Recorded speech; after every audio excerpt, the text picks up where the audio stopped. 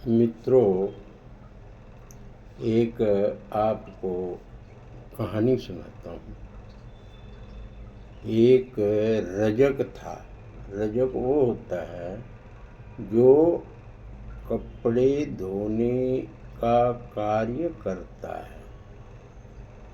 उस रजक ने एक गधा और एक कुत्ता पाल रखा था। गधे का जो कार्य था उस पर लोगों को कपड़े रख करके रजक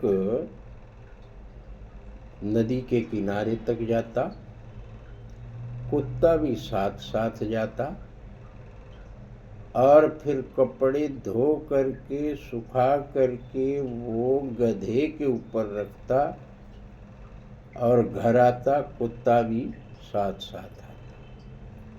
अब वो जो रजक था कुत्ते का तो इतना ख्याल नहीं करता था,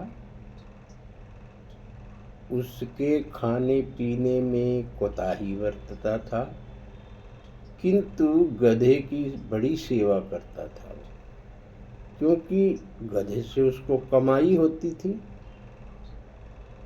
इस प्रकार से कार्य चल रहा था। कुछ दिन के बाद एक दिन रजक के घर में चोर आ गए। तो रात्रि को चोर आए। गधा जो था वो जाग रहा था। उसने कुत्ते से कहा कि भाई देखो, स्वामी के घर में, मालिक के घर में चोर आ गए हैं, तेरी ड्यूटी बनती है तो भूख जिससे मालिक जाग जाए और इस चोर को भगा दे। कुत्ते ने कहा, देखो मैं बिल्कुल नहीं भूखूंगा, क्योंकि जो मालिक है वो मेरा ध्यान तो करता नहीं, मेरे खाने पीने के विषय में भी उदासीन रहता है, मेरी परवाह करता नहीं, तो मैं क्यों भूखूं। गधे ने कहा, देखो भाई, मालिक के ऊपर विपत्ति आ गई है और इस समय तुम डिमांड रखते हो तो ये उचित नहीं है, ये नियम के विरुद्ध है। कुत्ते ने कहा कि मालिक का भी फर्ज बनता है कि वो अपने सेवक के महत्व को समझे और उसकी जो है हर एक प्रकार से पालना करे। इस प्रकार से कुत्ता और गधे में वार्तालाप चल रही थी। गधे ने अनेकों बार कहा कुत्ते को, लेकिन कुत्ता माना नहीं। उसने फिर कहा कि तुम नहीं मानते तो मैं तुम्हारी जगह बोलना शुरू करता हूँ। अब गधे ने चिपोंक चिपोंक की आवाज निकालनी शुरू कर दी। जब उसकी आवाज मालिक के कान में पड़ी तो उसकी नींद टूट गई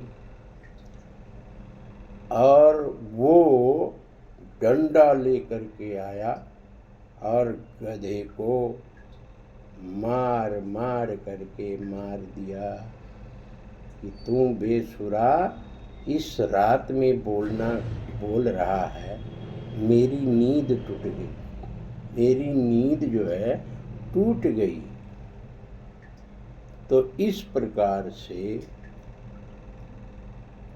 कुत्ते के कार्य में गधे ने दखल दिया और गधा जो है जान से हाथ धो बैठा, मारा गया। तो कहने का मतलब है कि मित्रों, जो दूसरे के कार्य में दखल देता है वो नुकसान उठाता है।